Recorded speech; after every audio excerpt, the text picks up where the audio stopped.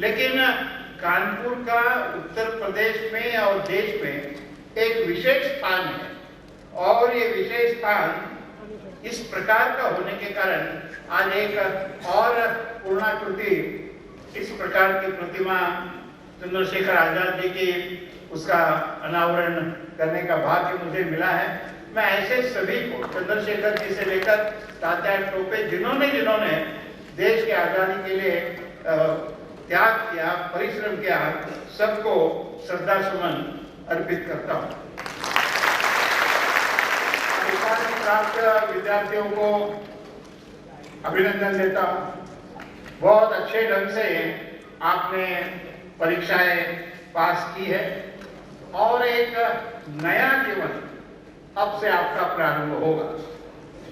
किताबी पढ़ाई समाप्त हो गई और किताबी पढ़ाई समाप्त होने के बाद आप खुले विश्व में जाएंगे। किताबी पढ़ाई में भी एक प्रकार की स्पर्धा होती है, लेकिन जब खुले विश्व में जाते हैं तो थोड़ी और कड़ी स्पर्धा होती है। अब यहाँ किताबी पढ़ाई की स्पर्धा जब हम स्वर्ण पदक दे रहे थे तो हमने देखा, और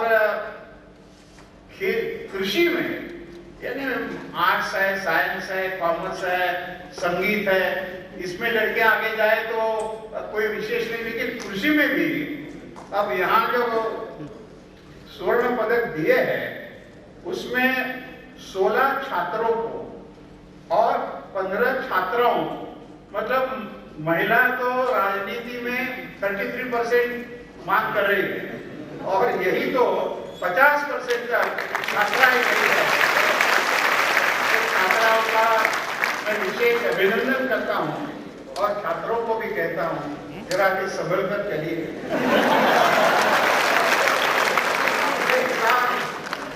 अगले साल अभी छात्र 16 है, छात्राएं 15 है, अगले साल समाना हो रहा है और इसलिए एक स्पर्धा और स्कूली स्पर्धा, कॉलेज की स्पर्धा समाप्त हुई है और आप खुले अवकाश में जाएंगे। वहाँ कड़ी मेहनत भी करनी पड़ेगी और ऐसी कड़ी मेहनत जब करते हैं तो मुझे ऐसा लगता है कि यहाँ जो आपने पाया उसका उपयोग कैसा करना, उसका हमेशा विचार करना चाहिए। यानी जैसा होता है ना कि चिड़िया घोंसला बनाती है और घोंसला बनाने के बाद उसमें अपना अंडी डाल देती है, अंडा डालने के बाद उसके बच्चे पैदा हो जाते हैं और बच्चे चू चू करते हैं, फिर उसकी चिड़िया जो लीड महिला होगी या पुरुष होगा वो उसको खाने के लिए अपने चोंच से ला के देते हैं, चोंच से भर देते हैं, खाना देते हैं। धीरे धीरे उस चिड़ियों के बच्चों में, पंखों में भी ताकत आने लगती है और जब उसकी ताकत आ जाती है तो वो खुले आकाश में उड़ने की तैयारी करते हैं। उस प्रकार से आपको जितना चोंच में से देना था, घर वालों ने भी और यूनिवर्सिटी वालों ने भी वो आपकी चोंच में बैठे और इसके आधार पर आपको अपने जीवन की उड़ान और आकाश को खुला है। जितना आप उड़ान कर सकते हो उतना उड़ान करने चाहिए और आपने ऐसे क्षेत्र में शिक्षा पाई है कि जिसका देश के आर्थिक विकास के साथ हर व्यक्ति के लिए खाने के लिए लगता ही है और इसलिए उसकी पेट की चिंता करने वाला ऐसा क्षेत्र आपने चुना है। और देश के आर्थिक जीवन में तो कृषि यह रीढ़ की हड्डी जैसी है, तो ये रीढ़ के हड्डी वाले क्षेत्र में आप आए हैं। लोग कहते हैं, मैं उसको ज्यादा नहीं मानता हूँ कि हमारे भारत के किसान जो है अनाड़ी है, वो ऐसे ही है, काम नहीं करते हैं, ये मैं नहीं मानता क्योंकि मैंने थोड़ा इतिहास देखा है। लेकिन जवानों को मैं बताना चाहता हूँ कि जब देश आजाद हुआ 1947 में और फिर अपना संविधान बना 1950 में, तो उस समय पर देश की स्थिति ये थी कि हमें गेहूं अमेरिका से आयात करना पड़ रहा। उन दिनों में बड़ा विवाद चल रहा था, उसको अंग्रेजी में PL 480 इस प्रकार का एग्रीमेंट के बारे में कि इतना लाना चाहिए, क्या करना चाहिए वगैरह वगैरह। लेकिन उस समय पर देश में चाहे उतना गेहूं चावल नहीं बनता था। आज जनसंख्या 3 गुना ज्यादा हुई और हम ऐसे स्थिति में आए हैं कि अब हम गेहूं और चावल निर्यात भी कर सकते हैं। भूमि उतनी ही है, लेकिन हम ऐसे स्थिति में आए हैं।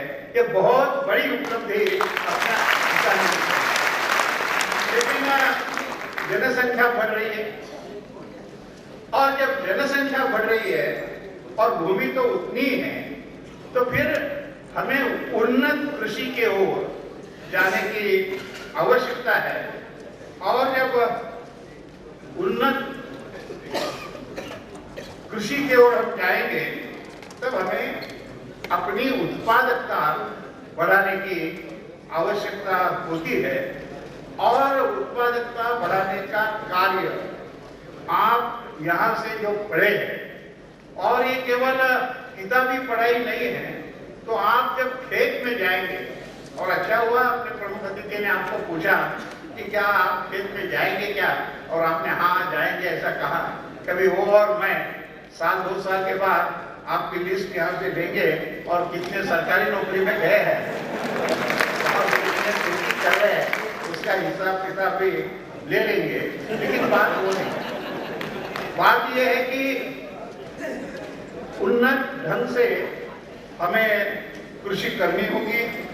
और ऐसे में जो एक पुरानी पद्धति, पुराने जमाने में कहते थे ना, कौन सा व्यवसाय, तो उत्तम खेती, सबसे खेती अच्छी, उत्तम खेती, मध्यम व्यापार और कनिष्ठ सेवा। अब तो ऐसा हो गया कि कनिष्ठ जो सेवा थी वो सबसे ऊपर गई है और लोगों को लगता है कि चलो नौकरी मिले तो अपना काम हो गया। लेकिन ये बदल रहा है और बदलने के एक प्रकार की तैयारी हम सब लोगों को मिलकर करनी होगी। और उसमें उत्पन्न तो बढ़ाना है, लेकिन जमीन तो अपनी बढ़ने वाली नहीं है। जमीन जो है वही है। आज पानी जितना है उतना ही है, तो वह पानी का उपयोग भी हम अच्छे ढंग से कैसे करें। संक्षेप में हम अपनी उत्पादकता कैसे बढ़ाएं, ये देश के सामने एक बहुत महत्वपूर्ण समस्या है। और मैं आपको बताता हूं कि थोड़ी बातें तो उन्होंने बताई, लेकिन कल ही 2 दिन राजभवन में, लखनऊ का आपने इशारा किया, इसलिए मैं आपको लखनऊ की बात कह रहा हूं। तो लखनऊ में राजभवन में 2 दिन प्रदेश की ओर से फूल, फल और शाक भाजी, ये तीनों की एक प्रदर्शनी हुई।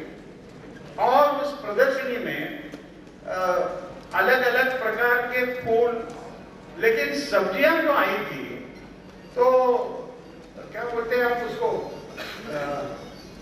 हम लोग मराठी में, मेरी मातृभाषा मराठी है, भोपळा करते जो लोग क्या कहते हैं उसको, लौकी। अब मेरी हिंदी तो मुंबई की हिंदी है। तो लौकी 4.5 फुट की लौकी, और कद्दू था, उसका वजन तो 25 किलो का है।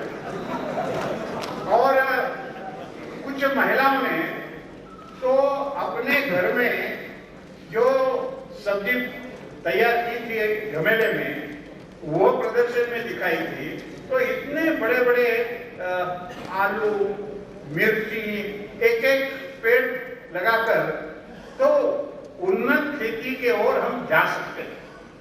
और उन्नत खेती के ओर हम जाएंगे तो आज जो एक स्थिति है कि किसान खेती से बाहर जा रहा है, उसको जितना मुनाफा होना चाहिए उतना नहीं होता है, तो तो मुझे लगता है कि उन्नत खेती की ओर हम यदि जाएंगे तो ये इतना बड़ा, मैंने पूछा एक महिला को कि आपको ये लौकी दिया जाए तो आप क्या करेंगे?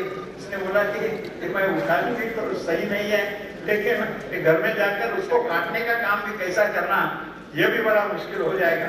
तो इतना अपना टेक्निक आगे बढ़ रहा है और आगे बढ़ते समय हमें यह देखना होगा कि हम कैसी खेती करते हैं, कृषि कैसी करते हैं। लेकिन एक बात, मैंने प्रदर्शनी की बात कही, लेकिन दूसरी बात यह है कि उत्तर प्रदेश एक इसके समय तो उसका अभी क्या, तो उत्तर प्रदेश देश के अन्य राज्यों में तुलना में पिछड़ा हो रहा है।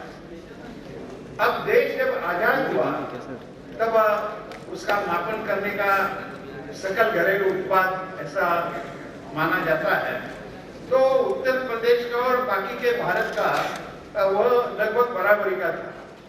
लेकिन आज इस समय पर सकल घरेलू उत्पादन प्रति व्यक्ति जो उत्तर प्रदेश का है 28,000 रुपया है और भारत का एवरेज 52,000 है।